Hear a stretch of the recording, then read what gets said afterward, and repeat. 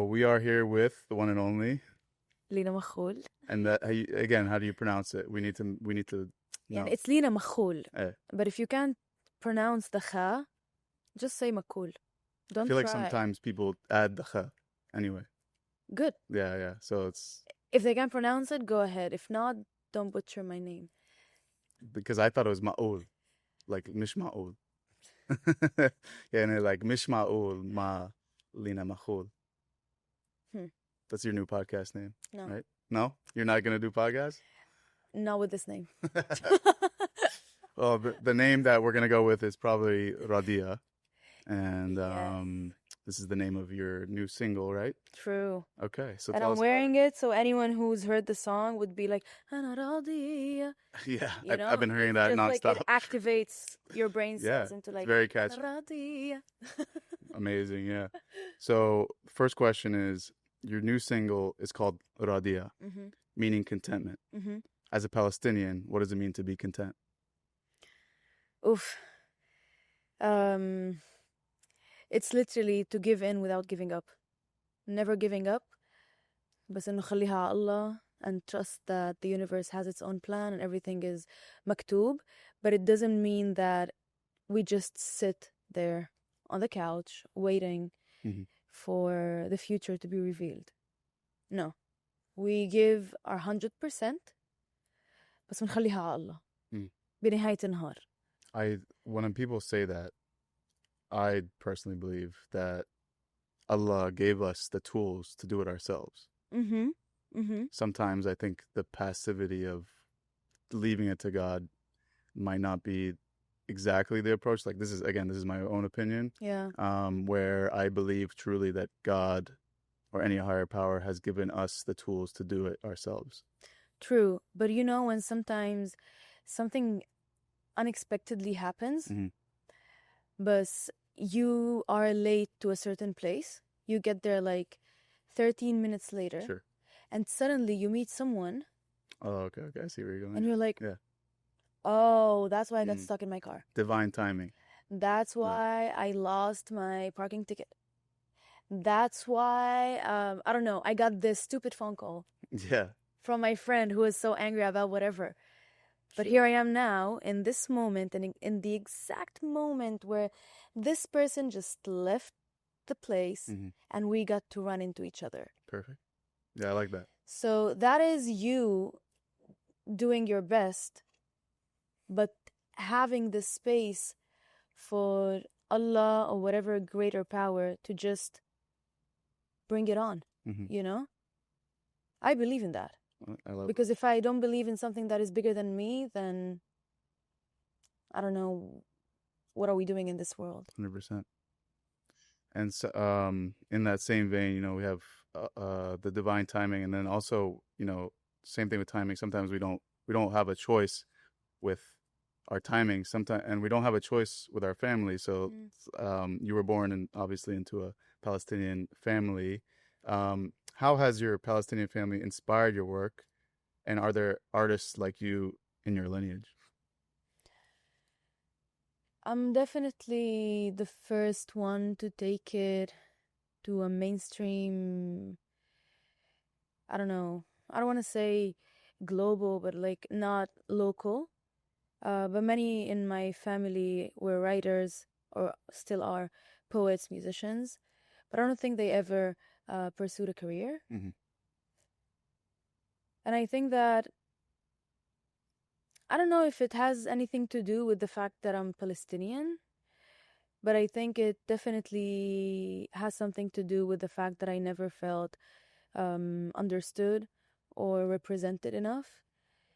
Especially when I was a kid or a teenager, I didn't find any music that was actually using my Palestinian dialect or people who looked like me, like younger people. And I would be like, oh, they are telling my stories for me. And I'm so happy that they are actually breaking down all the complexities into something super simple, into 3 minutes. And just singing it and giving me a mantra to just keep repeating and for it to shape who I am and how I think. And unfortunately, or fortunately, I don't know, I was listening to Western music that I actually found to be representative of what I was feeling, but not fully. So this yani urged me to express myself in a way that is yani in my dialect, as if I'm speaking to my friends in a very simple way, breaking down complex situations and subjects. And did your family play any part in your music? They are my biggest supporters, and they are my safety net. And I think that my parents always say, if إحنا راضين عنك, you shouldn't care what anybody else thinks. And this as a young grown-up shapes you in so many ways, because it gives you the confidence to just, first of all, to express yourself to your parents, because you know that if they give you that, confirmation that انت تمام, you can go outside and be like, اللي مش عاجبه يحكي لأبوي, Yeah. Talk to my parents about it. But yeah, and did are there any like specific stories in your music that were shaped by your parents? Because you were saying that they didn't take it mainstream and they didn't do anything with it, but is there any art that made it into your work? I mean, both of my parents are engineers. Yeah. They definitely love aesthetics. They definitely love to make sense. Yeah. But I don't think they ever thought about having a career in the art field, arts field. But they definitely shaped me into being unapologetically myself. Yeah. And into accepting who I am and seeing me as someone special, me and my siblings. And it gives you such creative freedom to just express yourself, because your parents take you seriously. Right. And today, with all the gentle parenting and stuff, like, yes, it makes lots of sense.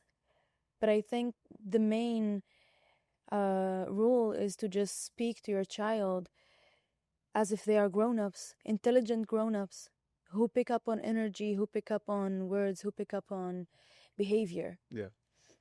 So, yeah, my parents shaped me in many ways.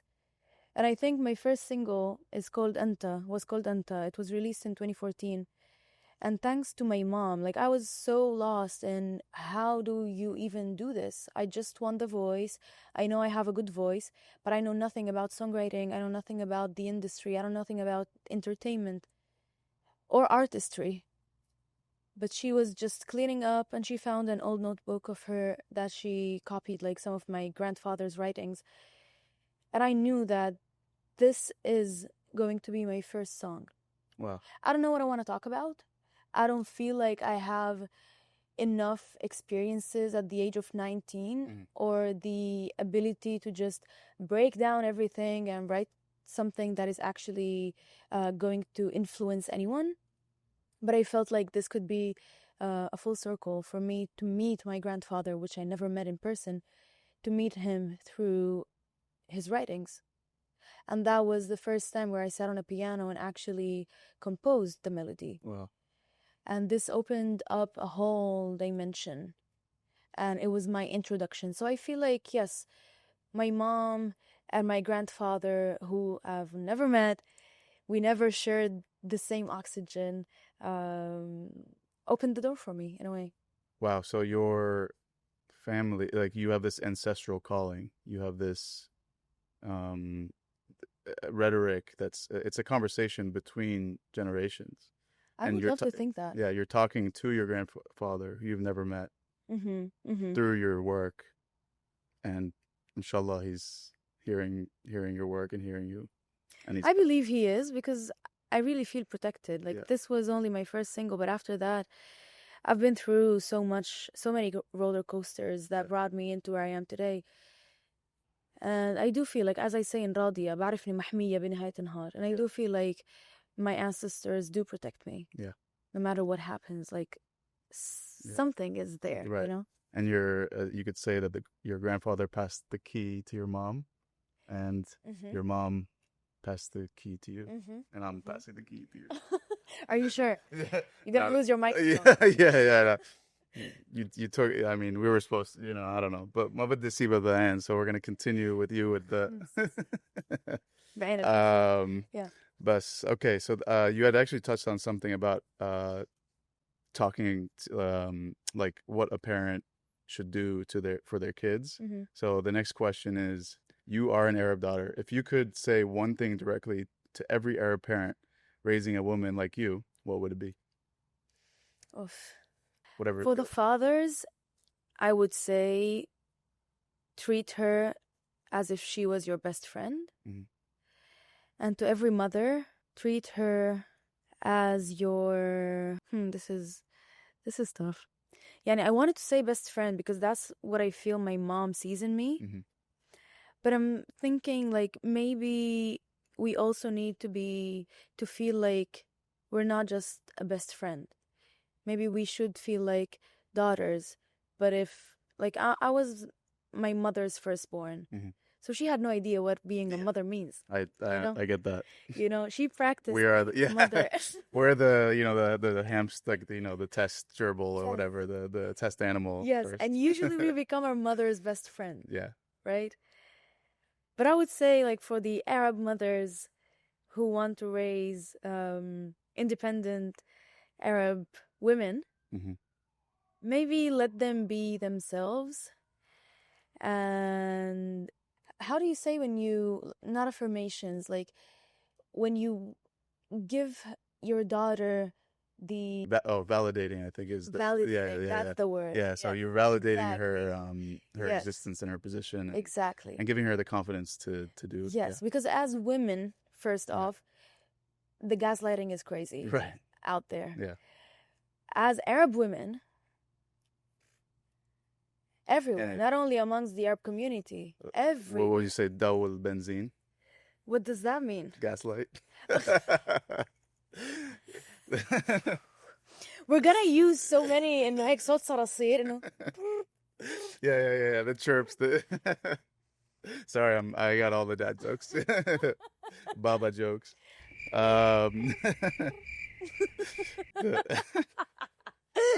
The grasshoppers are crazy. All right, so we'll go back to your EP. Let's be serious for now. Your new EP is about reclaiming radicalism. Mm-hmm. How has your art been treated as dangerous just for telling the truth?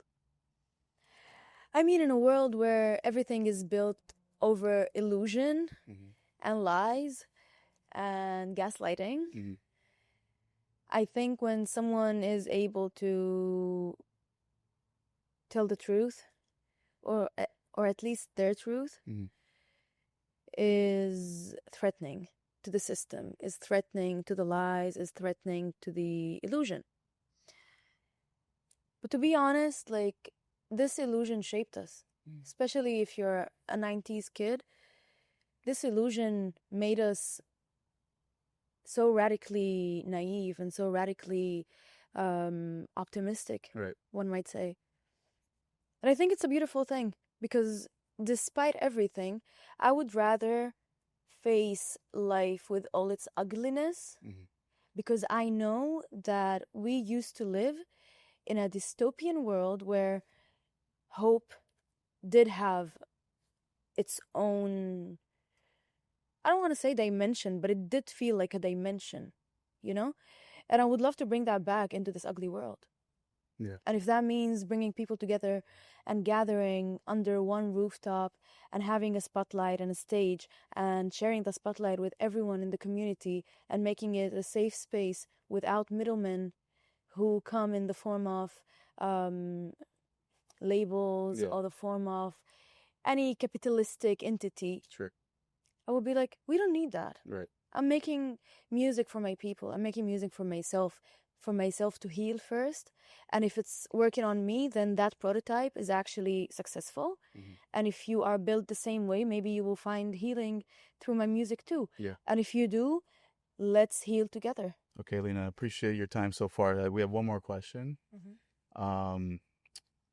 And leading up, you have a performance coming up next week, and we have obviously the opportunity to talk to you about something that you had mentioned. You're bringing people from every city that you perform at to do either spoken word or poetry, and you let them know in advance. Yes. There's no rehearsal. Yeah.